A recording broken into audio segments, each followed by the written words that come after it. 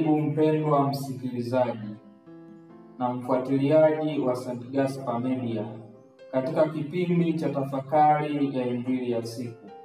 Leo Jumatatu, juma la 4, kipindi cha Kwaresma, mwaka C wa Kanisa. Masomo ya leo.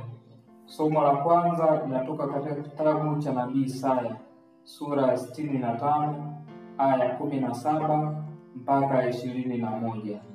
Na somo la Injili linatoka katika Injili ilivyoandikwa na Mtakatifu Yohane, sura ya 4, aya ya 43 mpaka ya 54. Karibuni tusikilize Injili.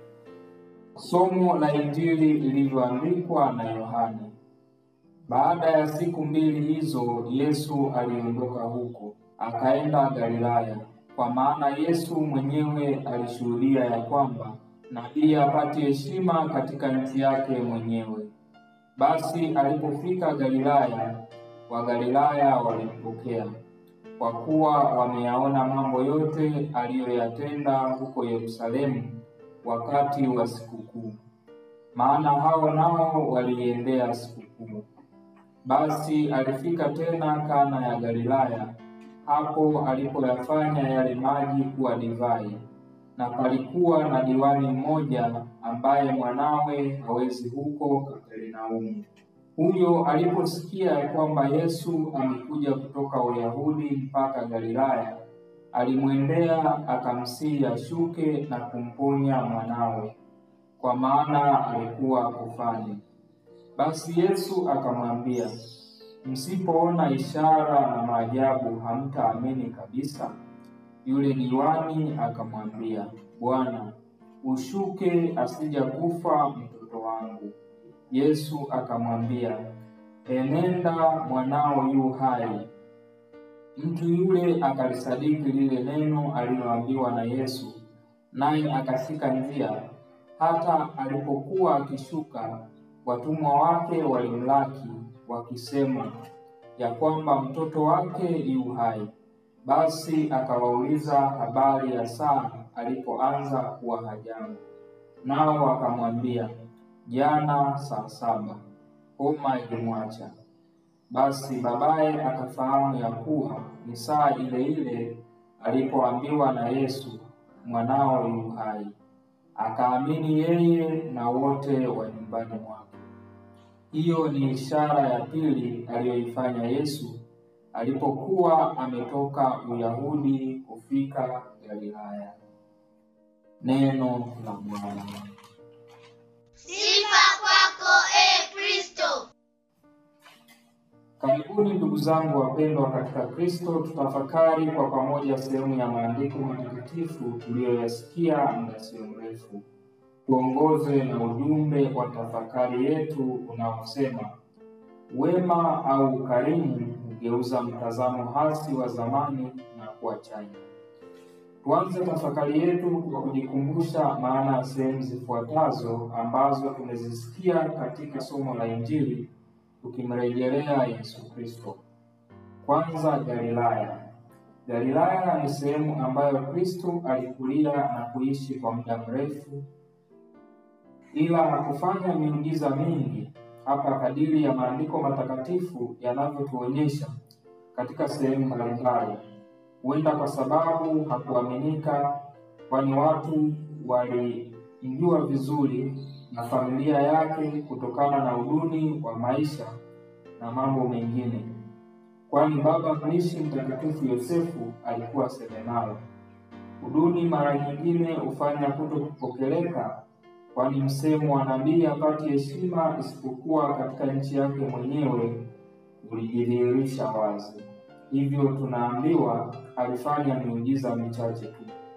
Lakini cha kushangaza katika Injili ya leo ya Mtakatifu Yohane, tumesikia jinsi wanakijiji wenzake walivyompokea kwa shangwe aliporudi kutoka Uyahudi ambako alitenda mambo makuu, na Wagalilaya wenzake walipokuwepo kwenye hiyo sikukuu waliyashuhudia hayo makuu. Na hayo makuu yaligeuza msemo wa nabii kutokupata heshima katika mahali alipo. tunaalikwa kulikubali lolote jema kwa umoja wetu kama Wagalilaya walivyofanya. Kapernaumu. Kapernaumu ni mji mmojawapo wa Galilaya. Ni sehemu mojawapo kati ya sehemu nyingi za miji ya Uyahudi ambapo Kristo alifanya utume mkubwa, yaani miujiza, ishara na maajabu mbalimbali. Lakini cha kushangaza, watu wa mji huu na miji mingine ya Uyahudi hawakuongoka au kutubu. Hizo ishara za Kristo kwao, lengo mojawapo lilikuwa kuthibitisha kwamba katumwa na Baba. Lakini huenda mila na desturi zao ziliwafunga kuto kumwamini Kristo. Mji huu ni tofauti na nyumbani alikozaliwa na kukua. Huenda pia ugumu wa mioyo ndio ulikuwa sababu ya kuwafanya wasimwamini Kristo. Kristo anaulaumu huu mji na miji mingine iliyopata ishara nyingi za Kristo kwamba katika siku za mwisho watastahili adhabu kubwa. Ndugu katika Kristo, sisi ni Wakapernaumu wa leo. Kuna mambo mengi ya kimungu tumetendewa kwa kujua au kwa kutokujua. Tunaalikwa kutokufanya mioyo yetu kuwa migumu. Tunaalikwa kutubu ili tusipate adhabu mwisho wa nyakati. Ndugu wapendwa katika Kristo, somo hili lina mafundisho mengi katika maisha yetu ya leo kama Wakristo. Hivyo naomba tutafakari kwa pamoja baadhi ya jumbe kama ifuatavyo. Kwanza, tufahamu kuwa kabla ya sehemu ya maandiko ya leo, yaani aya za kwanza za somo hili, kabla ya aya za leo, Kristo alikuwa Uyahudi, yaani tofauti na Galilaya alipokulia. Na huko Yerusalemu alikwenda kwenye sikukuu na Wagalilaya wengine walikuwepo, kama ilivyokuwa desturi ya Wayahudi. Kwenye vipindi vya sikukuu walikuwa wakikutana Yerusalemu, na huko Yerusalemu Kristo alitenda mambo mengi makuu na Wagalilaya au wanakijiji wenzake waliyashuhudia. Alipoanza kurudi Galilaya, alipitia katika mji mmojawapo wa Samaria uitwao Sikari, ambapo katika huu mji alikutana na Wasamaria wengi na alitenda kwao mambo makuu yanayohusu maisha yao. Ndiyo maana walimwamini na hivyo wakatamani akae nao kwa siku 2 zaidi. Ndugu wapendwa, hapa tunajifunza kutoka kwa Kristo kuwa nuru na chumvi ya ulimwengu ili watu wapate mwanga kutoka kwetu. Hivyo baada ya kukaa hizo siku 2, ndio somo la leo linaendelea. Na mojawapo ya aya ya somo la leo inasema, Yesu mwenyewe alishuhudia ya kwamba nabii hapati heshima katika nchi yake mwenyewe. Tunashangaza ndugu zangu, injili hii ya Mtakatifu Yohane, tofauti na injili nyingine pacha, inatoa mtazamo tofauti wa methali ya hapo juu, kwani tumeshuhudia Kristo amepokelewa kwa shangwe na Wagalilaya wenzake. Hii tunaambiwa ni kwa sababu tu waliona mambo makuu aliyoyatenda huko Uyahudi. Lakini injili zingine zinaonyesha ukweli wa methali hii pale ambapo Kristo alikataliwa na wanakijiji wenzake, huenda kwa sababu mbalimbali, kwa sababu ya mila na desturi zao. Lakini hapa somo la leo linatufundisha jinsi Wagalilaya waliposhikamana kwa umoja wao kumkubali Kristo kwa mema aliyoyafanya bila ya kujali tofauti zao. Pia Mungu anatukumbusha katika Agano Jipya katika kitabu cha Wafilipi sura ya 4 aya ya 8 mpaka ya 9 mafundisho kuhusu nia moja, furaha na amani, yanayosema, hatimaye ndugu zangu, mambo yoyote yaliyo ya kweli, yoyote yaliyo ya staha, yoyote yaliyo ya haki, yoyote yaliyo safi, yoyote yenye kupendeza, yoyote yenye sifa njema, ukiwapo wema wowote, ikiwapo sifa nzuri yoyote, yatafakarini hayo. Wagalilaya kipindi hiki walifanikiwa. Hata mimi na wewe tunaalikwa kutafakari na kuchukua hatua. Wapendwa katika Kristo, pia katika maandiko yetu matakatifu ya leo tumesikia diwani mmojawapo wa Kapernaumu. Huyu alikuwa mtumishi wa serikali, tunaweza kusema kwa kipindi hiki, kutokana na neno liwani. Hivyo kwa namna fulani alijiweza kimaisha au alikuwa tajiri, lakini alikuwa na mtoto wake aliyekuwa kufani. Aliishi takribani maili 20 kutoka Kapernaumu mpaka Galilaya. Kwake tunaalikwa mimi na wewe kujifunza mambo yafuatayo. Kwanza, imani kwa Kristo.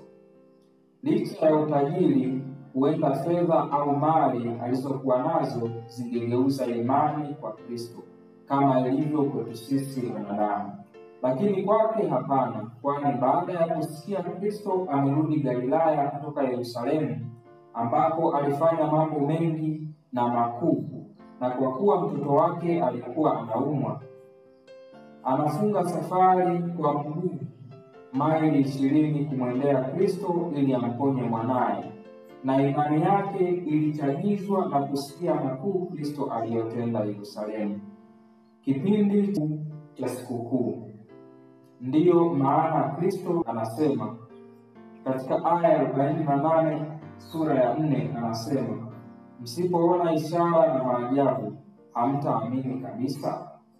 Ndugu zangu, tunaalikwa kuamini neno la Kristo leo. Hatuko na Kristo kwa nyama, lakini kupitia neno lake Kristo anaishi ndani yetu. Tunaalikwa kutafakari ishara mbalimbali ambazo Kristo amefanya kupitia maisha yetu, lakini kupitia baraza la maaskofu, ujumbe wa Kwaresma, tunaalikwa kusimama imara katika imani. Pili, kuwa chanzo cha kuwapeleka wengine kwa Kristo. Tunaona diwani baada ya mtoto wake kuponywa na Kristo, akaifanya familia yake yote, yaani watoto, wafanyakazi aliyokuwa nao, kumwamini Kristo. Ndicho Mungu anachotualika katika kipindi hiki cha Kwaresma, kwamba furaha ya Mungu ni wote tuokolewe kwa damu ya Kristo, hata kama mwanzo hatukumwamini. Hivi sasa tunaalikwa kuishi kadiri ya neno lake, tukishirikishana mema ya uzima wa roho zetu. Tatu, kutoka kwa Kristo tunajifunza unyenyekevu. Kristo mwanzo alikataliwa na wenzake, lakini hakuchoka kutimiza kile alichoitiwa na Baba kukifanya. Ndiyo maana watu walipomwomba msaada kwake kwa kumwamini, aliendelea kutenda mema. Mimi na wewe huenda kwa kusingizia ubinadamu wetu, tungekataa kwa kusema walinikataa, hivyo sasa hivi sitendi jema lolote. Mungu anatutaka tutende mema daima. Baadaye watu wataona mema yetu, hivyo Mungu ataigeuza mioyo yao na watamsifu Mungu kama Wagalilaya walivyofanya. Ndugu zangu, leo tunaalikwa kuwa na umoja katika kutenda mema na kushuhudia jambo jema kama Wagalilaya walivyofanya. Pia tunaalikwa kuwapeleka wengine kwa Kristo kwa maneno, matendo na maisha yetu kama diwani alivyofanya. Mwisho, tunaalikwa kulisadiki neno la Mungu. Diwani alisadiki alichoambiwa na Kristo kwamba mtoto wake amepona, na ikawa hivyo, kwani neno la Mungu ni taa na mwanga katika njia yetu. Ninakushukuru kwa kutafakari pamoja nami injili ya leo. Niliyekuletea tafakari hii ni mimi Frateli Florence Michael Edward wa shirika la misionari wa damu takatifu ya Yesu kutoka seminari kuu ya Mtakatifu Gaspari Kola, Morogoro. Itukuzwe damu ya Kristo. Milele amina.